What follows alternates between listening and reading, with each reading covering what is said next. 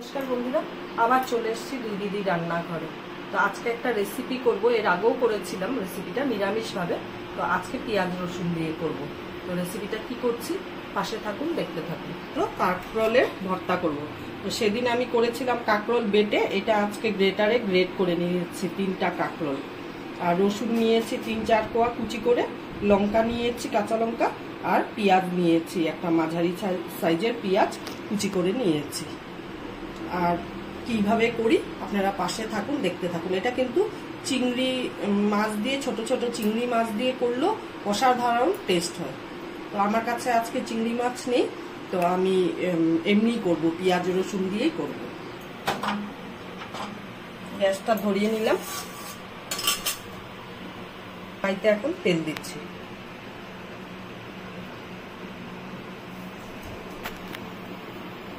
গরম হয়ে গেছে, ধুয়ে উঠছে তেল দিয়ে। একটা শুকনা লঙ্কা 2 টুকরা করে তেলের মধ্যে দিচ্ছি।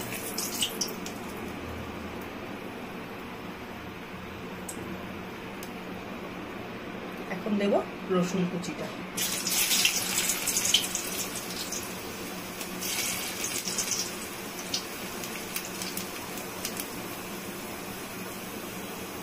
তারপর দেব পেঁয়াজটা।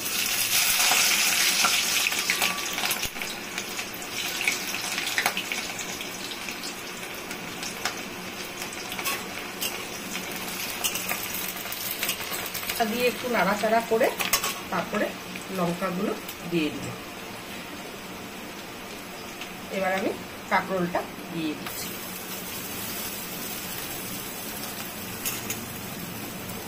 এটা একটু গ্যাসটা কমিয়ে কমিয়ে করতে লাগবে। ভর্তা যেহেতু দুভাবেই করা যায়, একটা বেটেও করা যায় আর একটা এইভাবেও করা যায়, গ্রেটারে গ্রেট করেও করা যায়। আপনারা একবার করে খেয়ে দেখবেন, দারুণ লাগে। সবকিছুরই ভর্তা খাওয়া যায়।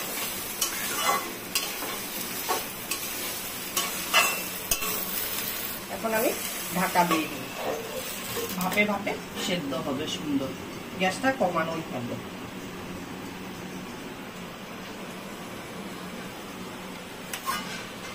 ঢাকনাটা এখন উঠালাম, উঠিয়ে নিয়ে এই যে 1 চামচ, পুরো ভর্তি 1 চামচ নুন দিচ্ছি। আর সামান্য এইটুকুনি দিচ্ছি। নুনটা আমি বারবারই বলি, নুনটা আপনাদের বাড়ির স্বাদ অনুসারে, যারা কেমন কে নুন খায় সেই অনুসারেই আপনারা নুনটা দিবেন। নুন ঝালটা যার যার বাড়ির স্বাদ অনুসারে দেওয়াটাই উচিত।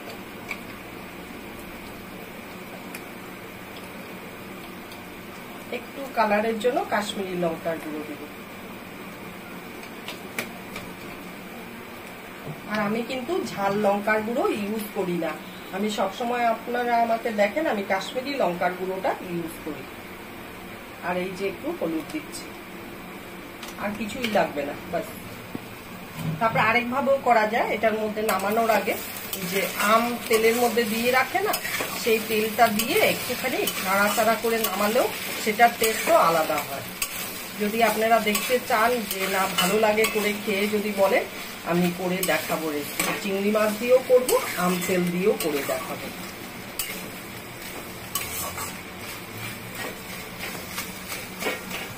এখন আমি এটাকে আবার ঢাকা দিয়ে দিব। নুন দিয়েছি যেহেতু, সেহেতু একটু মজবে ভালো করে, একদম মিশে যাবে।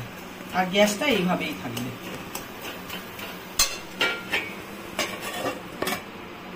ঢাকনাটা এখন তুলে দেখি।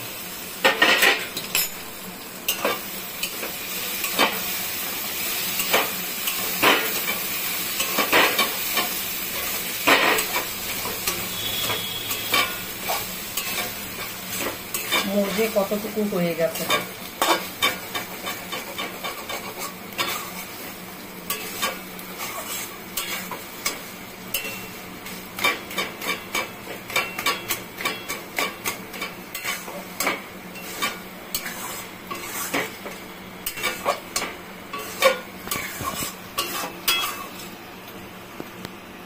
একটু সামান্য পরিমাণে চিনি দিচ্ছি। আপনারা চাইলে দিতেও পারেন, নয়তো স্কিপ করে দিতে পারেন।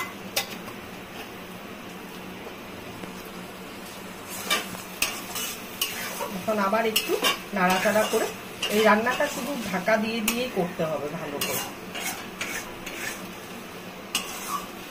এটা দিয়ে একদম এক থালা ভাত খাওয়া হয়ে যাবে বিভিন্নভাবে। আমি যেভাবে বললাম, চিংড়ি মাছ দিয়ে বা এসে দিয়ে কি বলে, নিরামিষটা তো ভালোই লাগে, বাদাম টাদাম দিয়ে তিল তিল দিয়ে।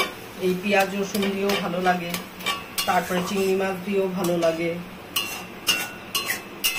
আবার অনেকে ডিম দিয়েও খায়, ডিম দিয়েও ভালো লাগে। আবার চাপা ঢাকা দিয়ে দিলাম, মাথা তুললাম। এখন কাঁকরোল ভর্তাটা হয়ে গেছে, একটু নাড়াচাড়া করে নামিয়ে দিলাম।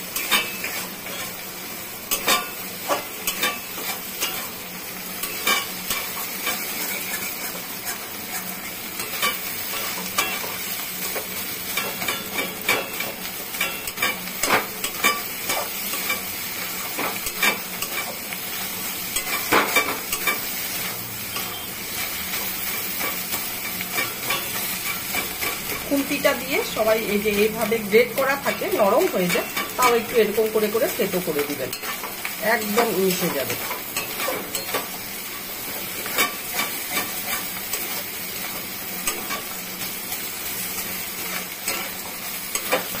কাঁকরোল চুপ দেখালাম, নিরামিষ ভর্তা দেখালাম, আজকে পেঁয়াজ রসুন দেখালাম।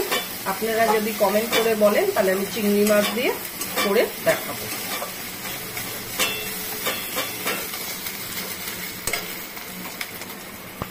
এখন একটু ধনেপাতা দিব, গ্যাস অফ করে দিয়েছি।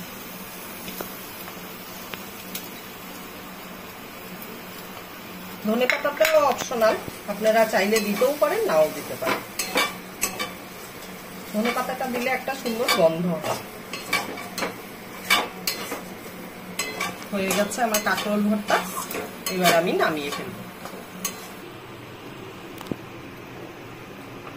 আজকের জন্য আমার কাঁকরোল ভর্তাটা হয়ে গেছে। আপনাদের যদি ভালো লাগে আমাদের দুজনকে কমেন্ট করে বলবেন, আমরা তাহলে উৎসাহিত হব, বিভিন্ন ধরনের রেসিপি আমরা করে করে দেখাবো। টাটা আজকের জন্য।